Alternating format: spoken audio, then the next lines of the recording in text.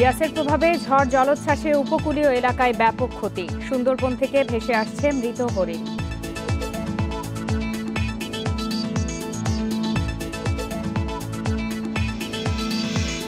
দুদিন পর আবার লঞ্চ চলাচল শুরু। পদ্মা উত্তাল থাকায় শিমুলিয়া বাংলা বাজার নৌপথে ফেরি বন্ধ, দুর্ভোগে যাত্রীরা।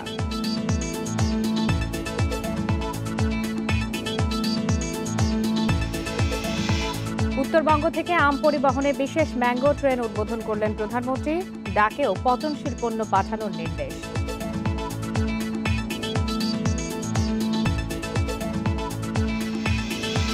চাঁপাইনবাবগঞ্জে লকডাউনের তৃতীয় দিনে বেড়েছে পুলিশের তৎপরতা। একদিনের ব্যবধানে করোনা শনাক্তের হার কমল 3%।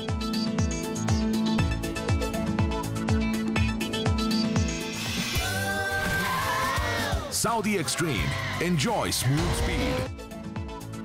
সমগ্র বাংলাদেশে আপনাদের সবাইকে আমন্ত্রণ জানাচ্ছি। আমি ফারহানা লোপা। শিরোনাম জানাচ্ছিলাম, চলে যাচ্ছি বিস্তারিত খবরে। ঘূর্ণিঝড় ইয়াস সরাসরি আঘাত না করলেও ক্ষত রেখে গেছে বাংলাদেশ উপকূলে। প্লাবিত হয়েছে উপকূলের নিচু এলাকা, ক্ষতিগ্রস্ত হয়েছে বেড়ি বাঁধ, ক্ষতি হয়েছে ঘরবাড়ি, ভেসে গেছে মাছের ঘের, ডুবেছে ফসলি জমি। পরিস্থিতি অনেকটা স্বাভাবিক হলেও এখনও অনেক নদ নদীর পানি বিপদসীমার ওপর দিয়ে বইছে। ঘূর্ণিঝড় ইয়াস চলে গেলেও লণ্ডভণ্ড করে দিয়ে গেছে উপকূলীয় এলাকা, দিশেহারা কয়েক লাখ মানুষ। সাতক্ষীরার উপকূলীয় এলাকার পানির তোড়ে 22টি পয়েন্টের বেড়িবাঁধ ভেঙে প্লাবিত হয়েছে শত শত গ্রাম। পানিবন্দী হয়ে পড়েছে অন্তত 30,000 মানুষ। তলিয়ে গেছে ফসলি জমি, ভেসে গেছে অন্তত 3 শতাধিক মাছের ক্ষেত। ঘূর্ণিঝড় ইয়াসের প্রভাবে সৃষ্ট জোয়ারে খুলনায় পানিবন্দী হয়ে পড়েছে 20,000-এর বেশি মানুষ। পরিস্থিতি সামাল দিতে ভেঙে যাওয়া বেড়িবাঁধ মেরামত করছে স্থানীয়রা। এদিকে জোয়ারের পানিতে তলিয়ে গেছে বাগেরহাটের নিচু এলাকা। ঘরবাড়িতে পানি ওঠায় অনেকেই আশ্রয় নিয়েছে রাস্তায়। আমাদের আফসোসের জায়গা যে আইলার এই 12 বছর এক যুগ পরেও এই অঞ্চলের মানুষের এখনো পর্যন্ত স্বেচ্ছাশ্রমে কাজ করতে হচ্ছে। টেকসই বেড়িবাঁধ আমাদের যে দাবিটা, সেটা অধুরাই রয়ে গেছে। ঘূর্ণিঝড় ইয়াসের কারণে ভেঙে গিয়েছিল। এখানে এই ভাঙার জায়গাটা এলাকাবাসী আমরা সবাই মিলে স্বেচ্ছাশ্রমের মাধ্যমে এখানে বাঁধটা মেরামত করার চেষ্টা করছি। ভোলার মনপুরা, চরনিজাম ও মুজিবনগর সহ বিভিন্ন চরাঞ্চলে অস্বাভাবিক জোয়ারে শতাধিক ঘরবাড়ি ক্ষতিগ্রস্ত হয়েছে। নিখোঁজ হয়েছে 1000-এর বেশি গবাদি পশু। ঝুঁকিতে রয়েছে বন্যা নিয়ন্ত্রণ বাঁধের কয়েকটি পয়েন্ট। এদিকে নোয়াখালীর হাতিয়ায় আজও অস্বাভাবিক জোয়ারের পানিতে বিভিন্ন এলাকা প্লাবিত হয়েছে। আর কোনো কাবু নাই, আঙ্গন শেষ অবস্থা, কোনো গ্যাস আইনও নাই, নিজের জায়গা জন্য নাই, নিজের কমে যাই কুড়াতে। এবারও আশঙ্কা খুব ভয়াবহ। এবার বেরি চূড়া খুবই ভয়াবহ। এই বেরি যদি বাদ না হয় তাহলে আমাদের এবারও আরো বিশাল ক্ষতি হয়ে যাবে। ঝালকাঠিতে সুগন্ধা ও বিষখালী নদীর জোয়ারের পানি বেড়ে অন্তত 1/2 গ্রাম প্লাবিত হয়েছে। তলিয়ে গেছে 2,500 মাছের ঘের। একই অবস্থা পটুয়াখালীর উপকূলীয় 29টি গ্রামের। রাস্তাঘাট ভেঙে ব্যাহত হয়েছে যোগাযোগ ব্যবস্থা। পানিতে তো ক্ষয়ক্ষতি হইতে আছে, ঘরের পিড়া তলাই গেছে, বুঝলেন। এই ফসল টসল যা আছে সবই তলাই গেছে।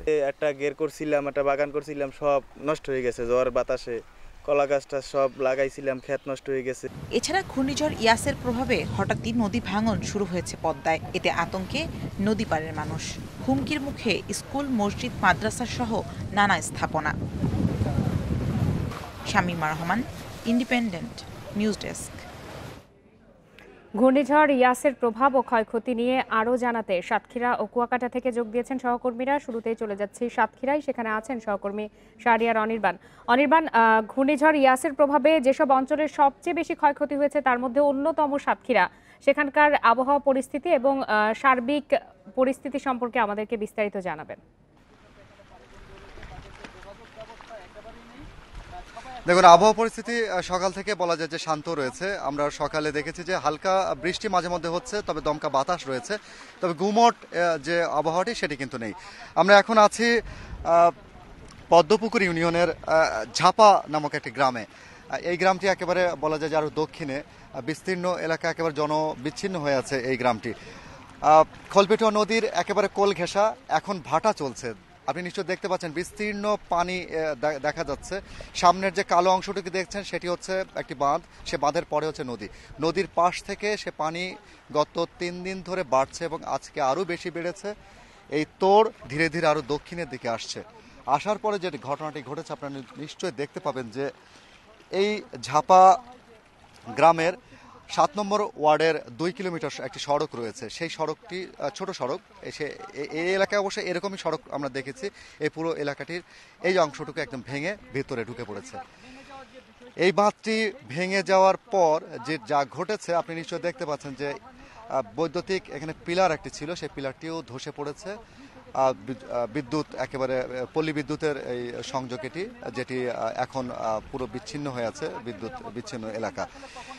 এটার পরে আরো দক্ষিণে যদি আপনি দেখতে পাচ্ছেন যে বিস্তীর্ণ পানি যা আমরা দেখতে পাচ্ছি, এলাকা জুড়ে যে বিস্তীর্ণ পানি আপনারা দেখতে পাচ্ছেন, সেটি আসলে কোনো নদী না, কোনো খাল না। আদতে দেখতে হলে পরে মনে হবে যেন একটা নদী অথবা ছোটখাটো একটা নদী, কিন্তু এটি একটি বিস্তীর্ণ এলাকা জুড়ে ছিল এখানে মাছের ঘের।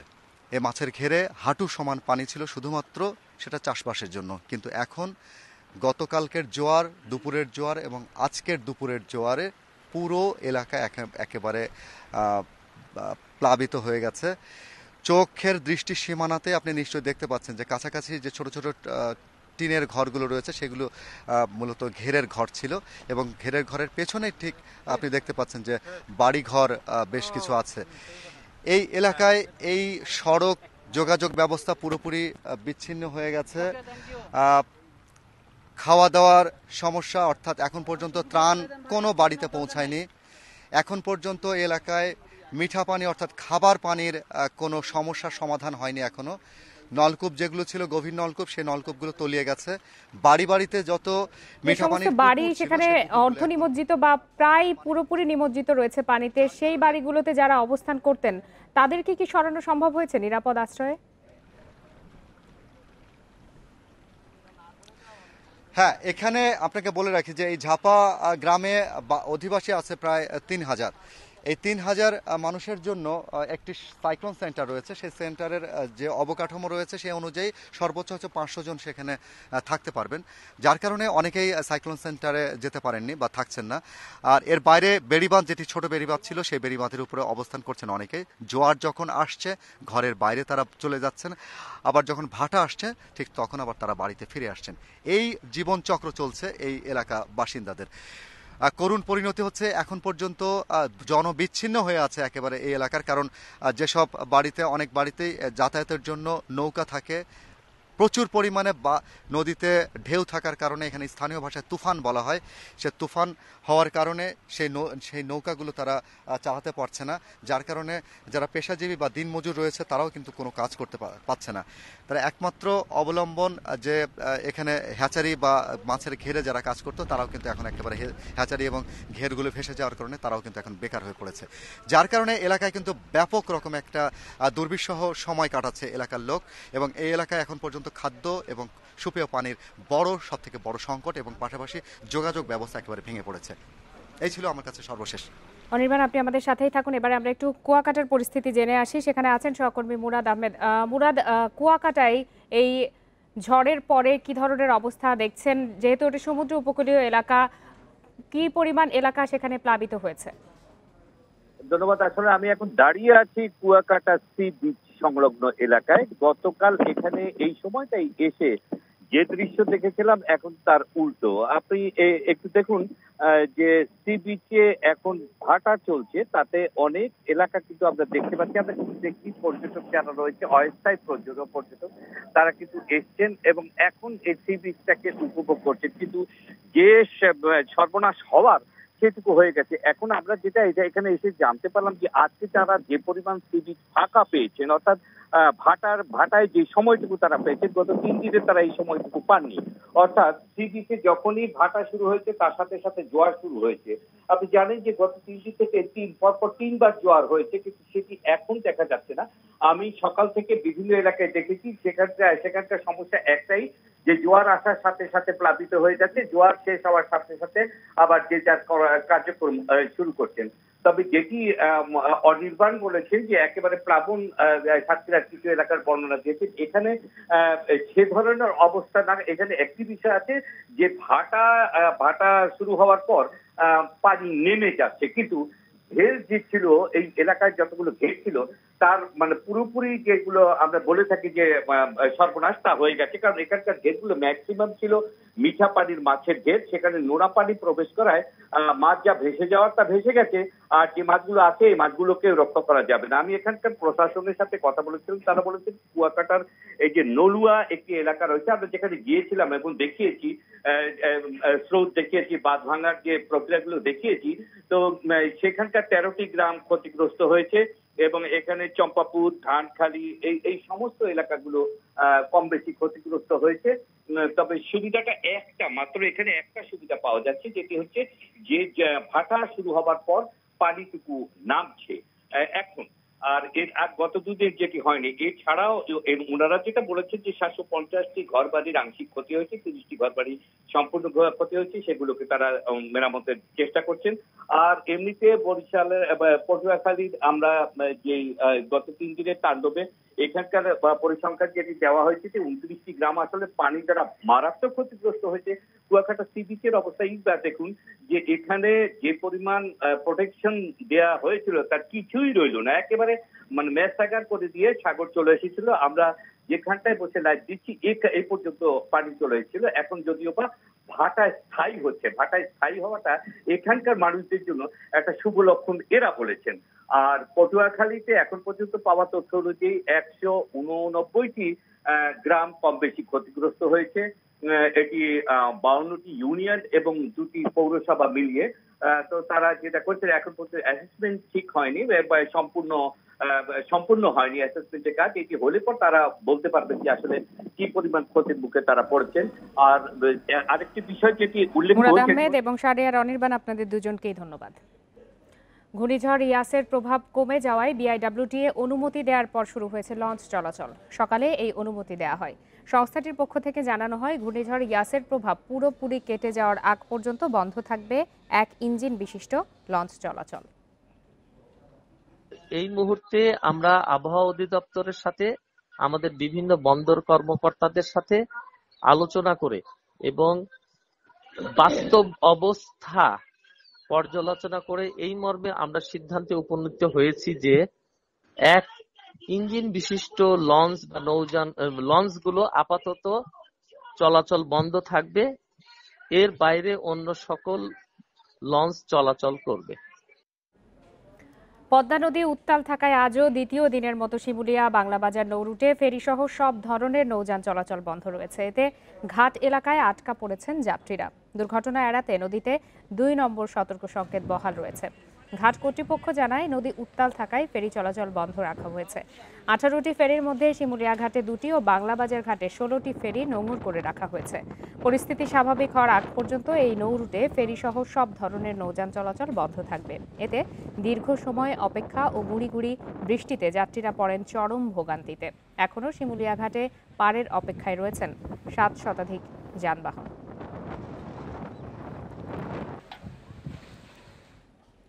ঘূর্ণিঝড় ইয়াসের প্রভাবের অস্বাভাবিক উচ্চতার জোয়ারের পানিতে ডুবে সুন্দরবনের 4টি হরিণের মৃত্যু হয়েছে।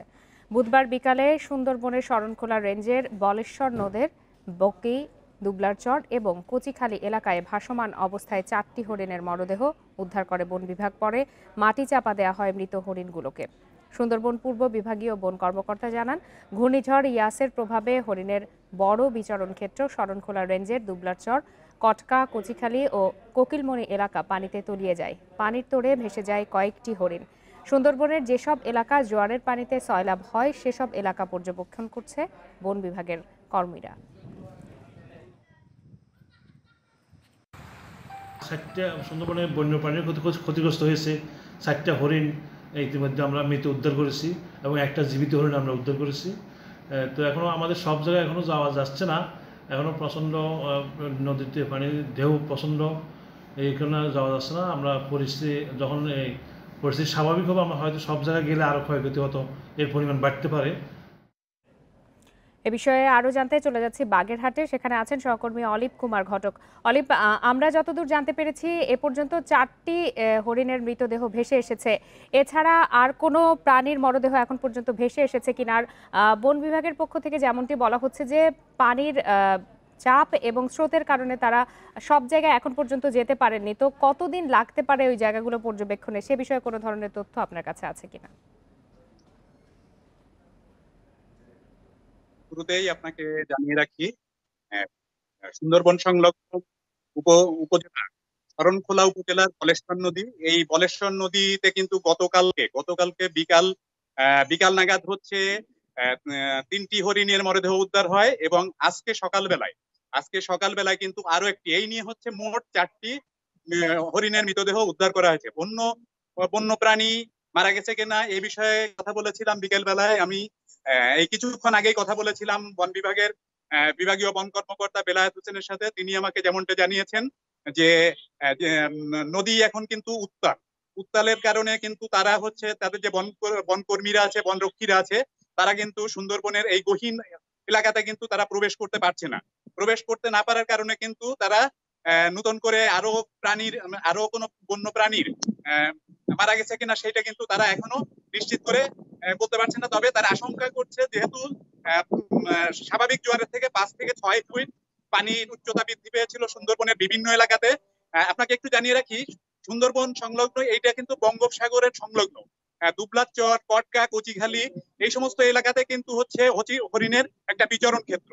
এই বিচরণ ক্ষেত্রেই হচ্ছে আপনার সুন্দরবন, এই বিচরণ ক্ষেত্রগুলোতেই হচ্ছে আপনার হরিণের বসবাস এবং এই এলাকাতেই সব থেকে বেশি প্লাবিত হয়েছিল, যার কারণে আরো যে বন্যপ্রাণীর মৃত্যু হয়নি তা কিন্তু এখনো নিশ্চিত করে বলতে পারছে না। তারা আশঙ্কা করছে যে আরো বন্যপ্রাণীর মৃত্যু এখানে হতে পারে। আর তারা কিন্তু এই যে আপনি যেটা জানতে চেয়েছিলেন যে সুন্দরবনে কবে নাগাদ তারা ঠিক মতন ঢুকতে পারবে, একটু বলতে পারি যে সুন্দরবনের প্রধান নদ নদীগুলো কিন্তু এখন ভীষণ উত্তাল, প্রচন্ড ঢেউ হচ্ছে, মানে জোয়ারের পানি আজকেও কিন্তু বেড়েছে, যার কারণে কিন্তু তারা সুন্দরবনে ওই গহীনে যাওয়ার কোনো এখন সুযোগ নেই। এই অবস্থা যদি আরো 2-1 দিন, যেহেতু পূর্ণিমা গেল, এখনো আরো 2-1 দিন অপেক্ষা করতে হবে। এই সুন্দরবনে আরো কোনো মৃতদেহ কিংবা বন্যপ্রাণীর মৃত্যু হলো কিনা সেটা জানতে আমাদের অপেক্ষায় থাকতে হবে। এই ছিল আমার কাছে সর্বশেষ। সহকর্মী অলিভ কুমার ঘটক জানাচ্ছিলেন বাগেরহাট থেকে। শুধু চিঠিপত্র নয়, ডাকের মাধ্যমে যে কোনো পচনশীল পণ্য পাঠানোর ব্যবস্থা করার নির্দেশ দিলেন প্রধানমন্ত্রী শেখ হাসিনা। বলেন, ডাক সেবা জনগণের দোরগোড়ায় পৌঁছাতে হবে। এছাড়া রেল বিভাগের আধুনিকায়নের পাশাপাশি সারা দেশকে রেল নেটওয়ার্কের আওতায় আনার কার্যক্রম তুলে ধরেন প্রধানমন্ত্রী। গণভবন থেকে ভিডিও কনফারেন্সে বিশেষ ম্যাঙ্গো ট্রেনেরও উদ্বোধন করেন প্রধানমন্ত্রী। গণভবন থেকে ভিডিও কনফারেন্সিংয়ে আলাদা অনুষ্ঠানের মাধ্যমে বেশ কয়েকটি কার্যক্রমের উদ্বোধন করেন প্রধানমন্ত্রী। সকালে শুরুতেই উদ্বোধন করেন আগারগাঁওয়ের নতুন 14 তলা ডাকভবন। বলেন, শুধু কাগজপত্র না, পচনশীল পণ্য পরিবহনের জন্য ডাক বিভাগকে ইউনিয়ন পর্যায়ে শীতাতপ নিয়ন্ত্রিত গুদাম নির্মাণ করতে হবে। দেশে ৯,৮৮৮টি ডাকঘরের মধ্যে ৮,৫০০টি ডিজিটাল করা হয়েছে। এর মাধ্যমে বিভিন্ন ডিজিটাল সেবা গ্রহণ করতে পারবেন সাধারণ মানুষ। খাদ্যদ্রব্য থেকে শুরু করে ফলমূল, তরকারি এগুলোও যেন ডাকের মাধ্যমে পাঠানো যায়। যেন আমি যে মনে করি এখন আমি রান্না করে এখান থেকে আমি আর এক জেলায় খাবার পাঠাবো বা কোনো আত্মীয়কে পাঠাবো, সেটাও যেন পাঠাতে পারি।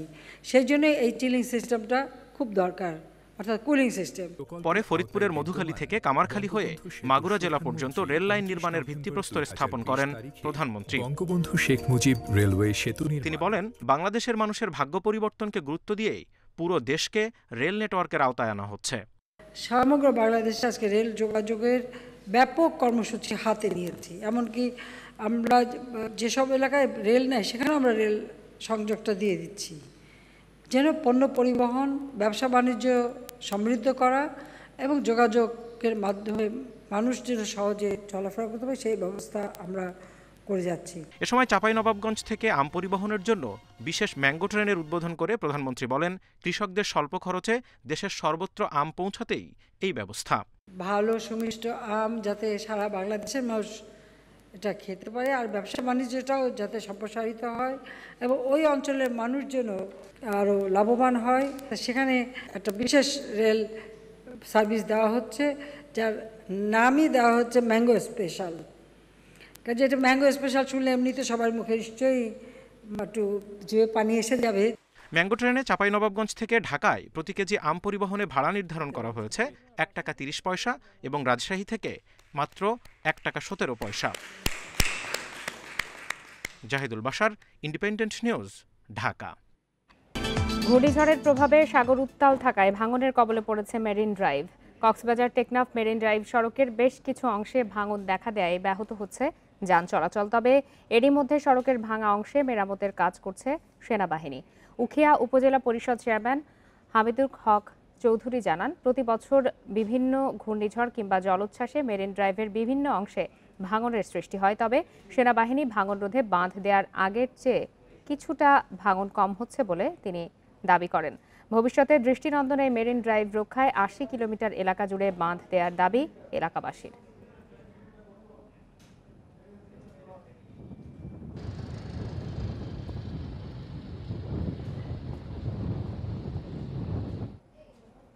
এ বিষয়ে আরো বিস্তারিত জানতে চলে যাচ্ছি সড়কের ইনানি অংশে। সেখানে আছেন আমাদের সহকর্মী তৌফিকুল ইসলাম। তৌফিক, এই যে দৃষ্টিনন্দন এবং ব্যয়বহুল মেরিন ড্রাইভ সড়ক, এই ঘূর্ণিঝড়ের কারণে এবং এর আগেও বেশ কয়েকবার অল্প পরিমাণে ক্ষতিগ্রস্ত হয়েছে, এবারে ক্ষতির পরিমাণটা কি পরিমাণ দাঁড়িয়েছে এবং স্থায়ী বাঁধ বা দীর্ঘ যে বাঁধ নির্মাণের কথা এলাকাবাসী দাবি করছেন সে বিষয়ে আসলে কর্তৃপক্ষ কি বলছে?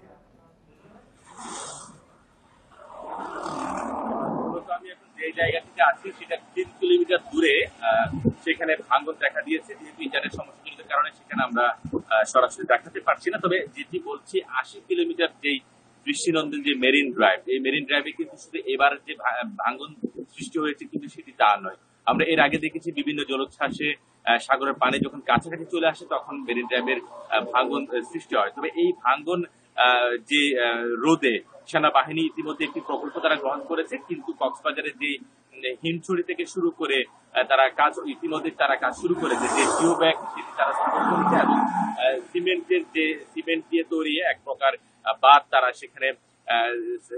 সেখানে রাখছেন। সেটির কারণে একেবারেই মেরিন ড্রাইভটি রক্ষা করা যাবে বলে মনে করছেন সেনাবাহিনী। তবে এবার যে ঘূর্ণিঝড়ের কারণে যে অংশ ভেঙে গেছে সে হিমছড়ি পয়েন্ট এবং এই দুটি পয়েন্টেই মূলত ভাঙন দেখা দিয়েছে। তবে এটি ইতিমধ্যে কিন্তু সেনাবাহিনী তারা কাজ শুরু করছে।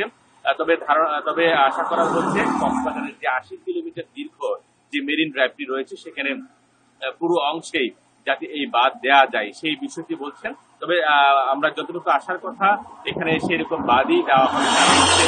খুব ব্যয়বহুল এই সড়কটি, এটি দিয়েই কক্সবাজার টেকনাফ যাওয়া যায় এবং এখানে বিশেষ যে স্কুলটি টুরিস্ট করা হচ্ছে সেই কারণে এই যে সড়কের দূরত্ব অনেক বেশি, সেই কারণে এই সড়ক রক্ষায় খুব বেশি প্রয়োজনীয়তা অনুভব করছেন এবং সেই কারণে এখানকার জিও ব্যাগ কিংবা এখানে যে বালির যে কংক্রিটের যে বাঁধ দেওয়া হচ্ছে সেটি তারা অব্যাহত রাখবেন বলে আমাদেরকে জানিয়েছে। তবে আরেকটা বিষয় হচ্ছে এখানে সড়কের পাশেই সড়কের যে পূর্ব পাশে কক্সবাজার উন্নয়ন কর্তৃপক্ষ বেশ কিছু গাছের চারা রোপণ করেছেন। তারা আবহাওয়াবিদরা মনে করছেন যে পর্যাপ্ত গাছ রোপণ করা হলে আরো বেশি সড়কটি টেকসই হবে এবং যে সড়ক যে মেরিন ড্রাইভ সড়ক সেটি ভাঙন রোধে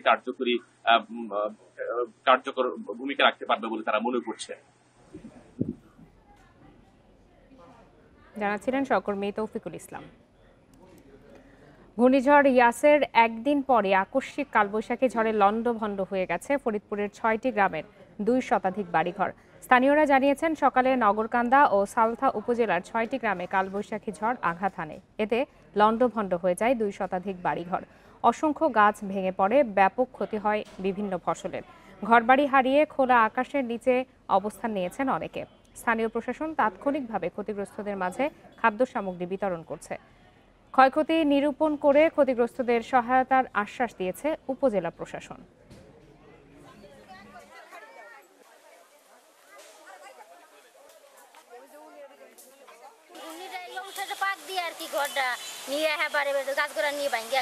জীবন রক্ষার জন্য আমরা তলে বসে পড়ি যাতে আমাদের কোনো জীবনটা আগে বাঁচে থাকে। আমরা প্রাথমিকভাবে ক্ষতিগ্রস্ত ব্যক্তিদেরকে 10 কেজি চাল আর 1 কেজি ডাল দেওয়ার ব্যবস্থা করেছি। তালিকাভুক্ত করে আমরা জেলাতে পাঠাবো। দেশে করোনায় আরও 22 জনের মৃত্যু হয়েছে, এর মধ্যে পুরুষ 14 এবং নারী 8 জন। এ নিয়ে মোট প্রাণহানি হল 12,480 জনের। 497টি ল্যাবে 24 ঘন্টায় 15,915 নমুনা পরীক্ষায় করোনা শনাক্ত হয়েছে 1,292 জনের। পরীক্ষা বিবেচনায় শনাক্তের হার 8.12%। বৃহস্পতিবার স্বাস্থ্য অধিদপ্তরের বিজ্ঞপ্তিতে জানানো হয়, দেশে মোট করোনা আক্রান্তের সংখ্যা দাঁড়ালো 7,94,985 জনে। সুস্থ হয়েছেন আরও 1,291 জন। এ নিয়ে মোট সুস্থ 7,35,157 জন।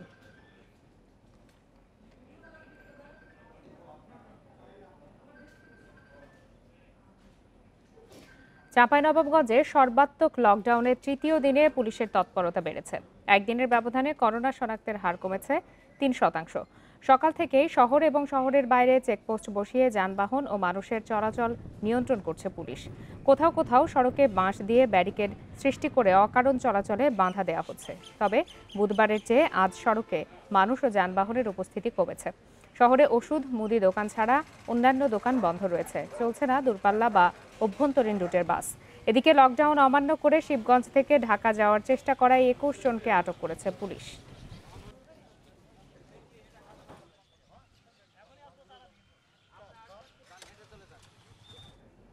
করোনা নিয়ে উদ্বেগ বাড়ছে সীমান্তবর্তী জেলায়। চাঁপাইনবাবগঞ্জে শনাক্তের হার 50, সাতক্ষীরাতে 37, রাজশাহীতে 22%, যেখানে সারা দেশে 10%-এর আশেপাশে। সরকার বলছে, পরিস্থিতির অবনতি হলে যে কোনো সময় যে কোনো জেলায় সর্বাত্মক লকডাউন ঘোষণা করা হবে। ঈদের পর সীমান্তবর্তী জেলায় করোনা সংক্রমণ বাড়ছেই। চাঁপাইনবাবগঞ্জে শনাক্ত বাড়ছে আশঙ্কাজনক হারে। সেখানে সংক্রমণ হার কয়েকদিন ধরেই 50%-এর বেশি, যা সারা দেশের হারের 5 গুণেরও বেশি। পরিস্থিতির মোকাবিলায় চলছে সর্বাত্মক লকডাউন। একই অবস্থা সীমান্তবর্তী আরও কিছু জেলায়।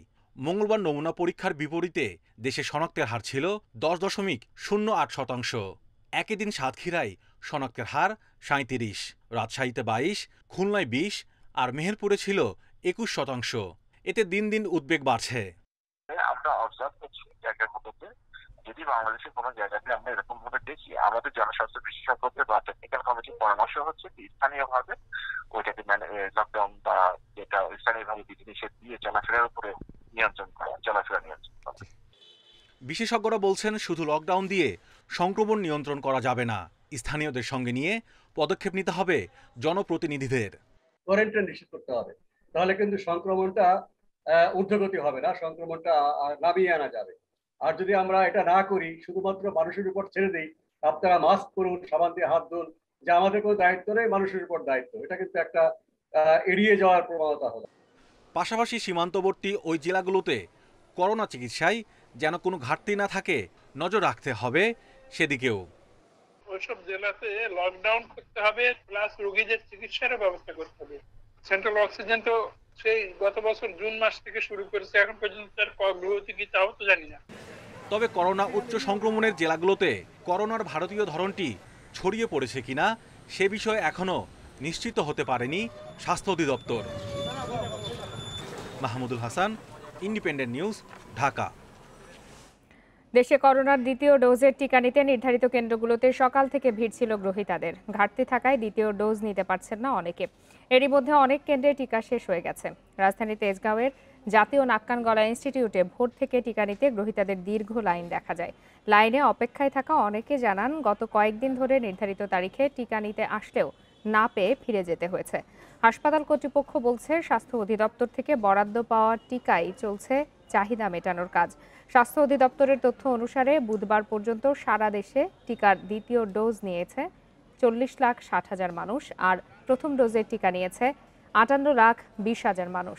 সে হিসাবে দেশে মোট টিকার মজুদ রয়েছে 3 লাখ ডোজ। আমি গতদিন 1 ঘন্টার মতো, তার আগের দিনও এরকম আধা ঘন্টার মতো। আজকে তো 6:30 থেকে আসি। গত পরশুদিন আমরা আসছি, বলছে যে শেষ, আজকে আবার আসছি। এখন তো আজকে আবার বলতেছে আগে যাদেরকে টোকন দিচ্ছে তারা পাবে। আমরা সেখানে আপনার 6টার সময় আসি দাঁড়াই আছি সিরিয়াল। আমার 25 তারিখে ছিল, 25 তারিখে আসছি, আমাকে বলছে আজকে আসতে। আজকে তো 6টার সময় এসে দাঁড়াই রয়েছি। অফিস বাদ দিয়ে প্রত্যেকদিন আসা যাবে বলেন? 25 তারিখে এসে আমি ফেরত গিয়েছি, আজকে আবার এসেছি। এটা তো অথরিটির অসুবিধা। হ্যাঁ, আমার দ্বিতীয় ডোজ পাওয়ার আমার অধিকার। আগামী সপ্তাহেই শেষ হচ্ছে অক্সফোর্ড অ্যাস্ট্রাজেনেকার দ্বিতীয় ডোজের টিকার মজুদ। ফলে প্রায় ১৩ লাখ মানুষকে দ্বিতীয় ডোজের জন্য অপেক্ষায় থাকতে হবে। এদিকে রাশিয়ার টিকা কেনার বিষয়ে আগামীকাল দেশটির প্রতিনিধিদের সঙ্গে বৈঠক হওয়ার কথা রয়েছে। বৃহস্পতিবার স্বাস্থ্য অধিদপ্তরের মহাপরিচালক ডাক্তার ABM খুরশিদ আলম এসব তথ্য জানান। তিনি বলেন, ফাইজারের ১,৬,০০০ ডোজ করোনা টিকা দেশে ব্যবহারের বিষয়ে প্রয়োজনীয় ব্যবস্থা নেওয়া হচ্ছে। আগামী ২ জুন ফাইজারের টিকা দেশে আসার কথা রয়েছে। চীনের ১,৮২২ নাগরিককে সিনোফার্মের টিকা দেওয়া হবে বলেও জানান তিনি। এক প্রশ্নের জবাবে মহাপরিচালক বলেন, সীমান্তবর্তী জেলায় করোনা আরও বাড়লে প্রয়োজনে লকডাউন দেওয়া হবে।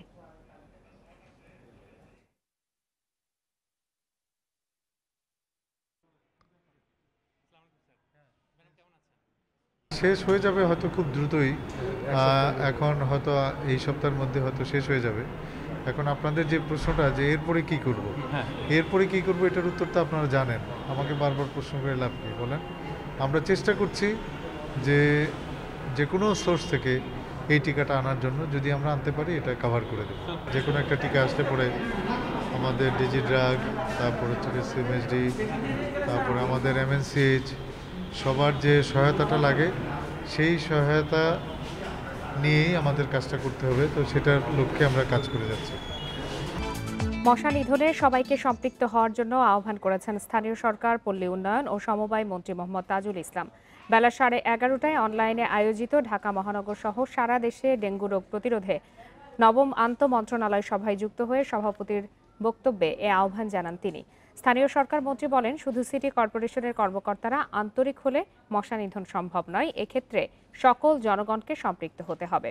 প্রত্যেকের যার যার অবস্থান থেকে নিজেদের বাড়ির ছাদ, আঙিনায় জমে থাকা পানি পরিষ্কার করার কথা জানান তিনি। মন্ত্রী বলেন, বৃষ্টি হলে ছাদে, আঙিনায় পানি জমে। এসব জমানো পানিতে এডিস মশার লার্ভা জন্ম হয়।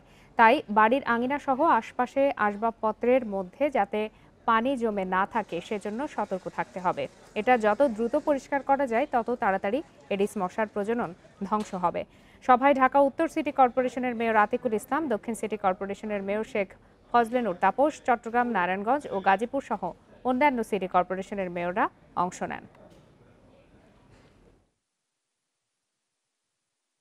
যে সিটি কর্পোরেশন সরকার এবং কিছু সংখ্যক কর্মকর্তা, কর্মচারী অথবা শ্রমিক অথবা যারা স্প্রে করে, তারা শুধুমাত্র যদি আন্তরিক হয় তাহলে যে সমূলে ধ্বংস হবে এই কথাটা ঠিক না। এবং ধ্বংস করতে হলে সেখানে জনগণকে অংশগ্রহণ করতে হবে। নোয়াখালীর বসুরহাটে আওয়ামী লীগের দুই পক্ষের দ্বন্দ্বের জেরে ছাত্রলীগের সাবেক 2 নেতাকে কুপিয়ে জখমের অভিযোগ উঠেছে কাদের মির্জার অনুসারীদের বিরুদ্ধে। বুধবার রাতে বসুরহাট বাজারে এই হামলার ঘটনা ঘটে। পুলিশ জানায়, সাবেক ছাত্রলীগ নেতা জায়দল হক ও লিটন বাজারের একটি চায়ের দোকানে ছিলেন।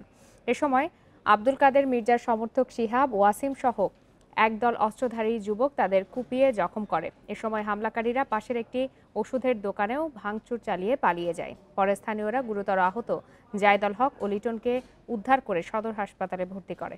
অবস্থার অবনতি হওয়ায় দুইজনকেই ঢাকা মেডিকেলে পাঠানো হয়।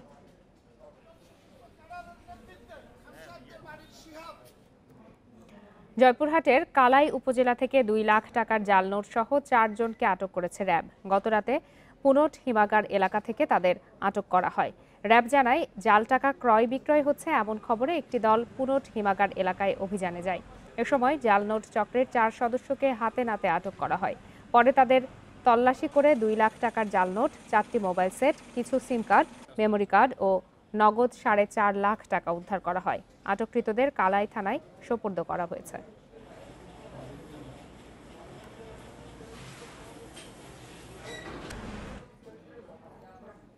দক্ষিণ এশিয়ার কার্প জাতীয় মাছের একমাত্র প্রাকৃতিক প্রজনন ক্ষেত্র হালদায় ডিম ছেড়েছে মা মাছ। তবে আশানুরূপ ডিম না পাওয়ায় হতাশ জেলেরা। বুধবার দিবাগত রাত 1:30টার দিকে ডিম সংগ্রহ শুরু করে সংগ্রহকারীরা। এর আগে মঙ্গলবার 2 দফায় নমুনা ডিম ছেড়েছিল মা মাছ।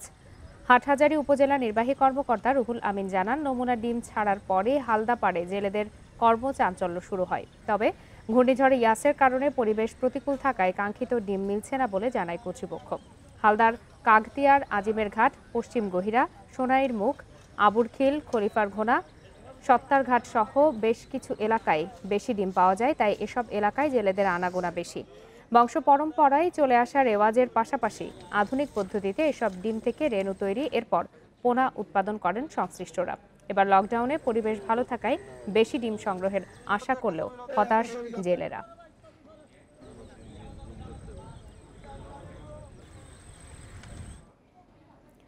দীর্ঘদিন পর হলেও মরদেহ দাফন নিয়ে ভোগান্তি শেষ হচ্ছে বনজ গাছ। দীর্ঘদিন পরে হলেও কবরস্থানে আধুনিকতায় খুশি নগরবাসী। এখন যে পরিবেশ হয়েছে এই পরিবেশটা আপনার খুবই সুন্দর হয়েছে।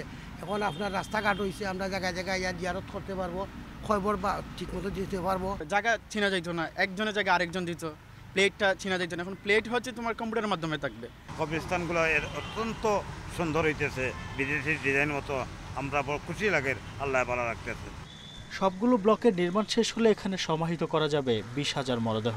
গরিব ও বেওয়ারিশদের দাফন বিনামূল্যে হলেও বিত্তশালীদের জন্য ফি নির্ধারণের কথা জানিয়েছেন সিটি মেয়র। ঢাকায় বনানীর বড় লোকেরা জায়গা কিনেন, আমরা এই সুযোগটাও এখানে রাখবো। কারণ যারা বিত্তশালী ওনারা অল্প, আমাদের এখানে তো ব্যবসা করার জন্য না, বাট এইটাতে যদি কিছু দেন, এই টাকাটা এখানে মেনটেনেন্স, এখানে হুজুর রাখবে, এদের বেতন, এরা গোসল, এই প্রতিদিনের অনেক খরচ আছে। 10 কোটি টাকা ব্যয়ে এই কবরস্থানের আধুনিকায়ন ও উন্নয়ন কাজ করছে Sylhet city corporation. Independent news desk. শেরপুরে নন্দীর বাজার কামালপুর সড়কের অসমাপ্ত নির্মাণ কাজ শেষ করার দাবিতে মানববন্ধন করেছেন এলাকাবাসী। সকালে আঞ্চলিক সড়ক সংস্কার ও উন্নয়ন কমিটির উদ্যোগে স্থানীয় 6টি বাজারে এই কর্মসূচি করেন তারা। এ সময় বক্তারা অভিযোগ করেন, জেলা সদরের নন্দীর বাজার থেকে কামালপুর পর্যন্ত সড়কের নির্মাণ কাজ 3 বছর ধরে বন্ধ রয়েছে। এতে সড়কে বেহাল অবস্থার সৃষ্টি হয়েছে। এসব সড়কে চলাচল করতে গিয়ে চরম দুর্ভোগ পোহাতে হচ্ছে স্থানীয়দের। দ্রুত এই সড়কের নির্মাণ কাজ শেষ করার দাবি জানিয়েছেন তারা।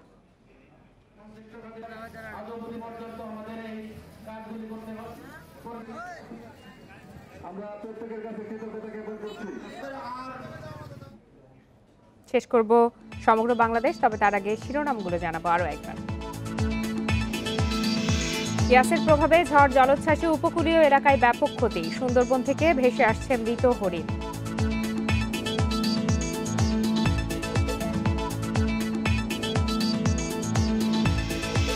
দুই দিন পর আবার লঞ্চ চলাচল শুরু, পদ্মা উত্তাল থাকায় শিমুলিয়া বাংলা বাজার নৌপথে ফেরি বন্ধ, দুর্ভোগে যাত্রীরা।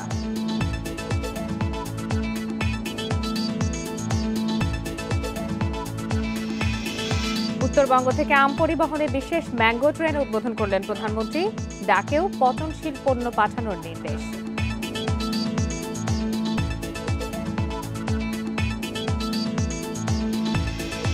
চাঁপাইনবাবগঞ্জে লকডাউনের 3য় দিনে বেড়েছে পুলিশের তৎপরতা, একদিনের ব্যবধানে করোনা শনাক্তের হার কমল 3%।